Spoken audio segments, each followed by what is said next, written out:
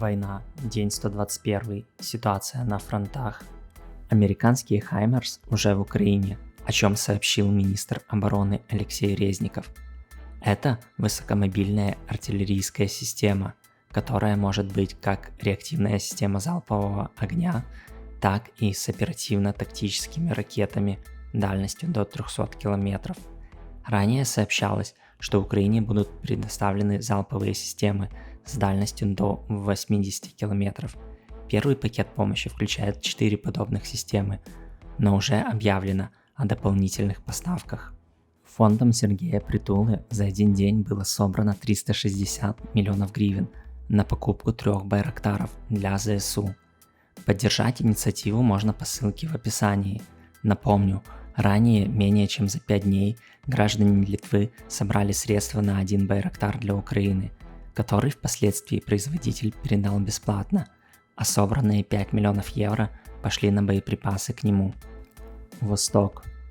По Харькову продолжают осуществлять ракетные удары со стороны Белгорода.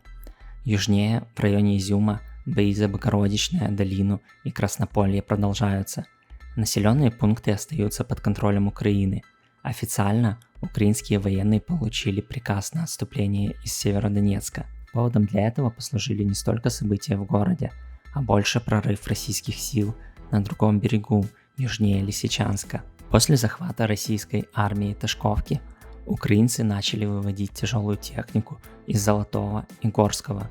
Затем отступили оставшиеся защитники данных городов.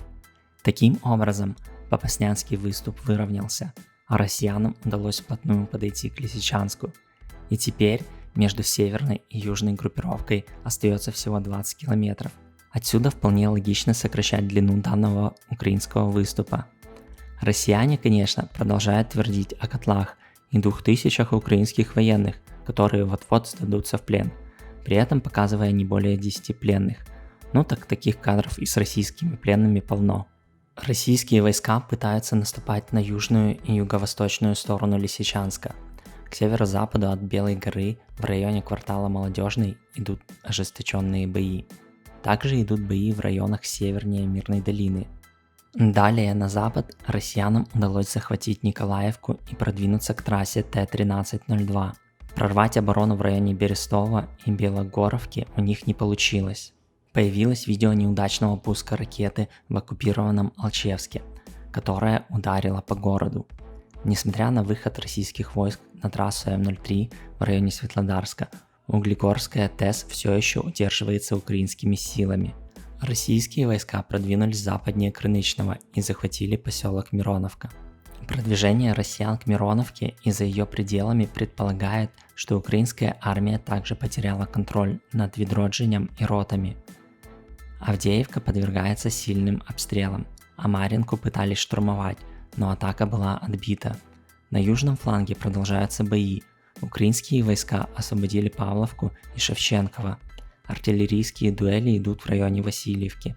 Взрывы слышны в Запорожье. Юг. В Херсоне был взорван автомобиль с очередным коллаборантом. Госдепартамент США опубликовал снимки, которые проливают свет на российские атаки по зерновым терминалам в Николаеве.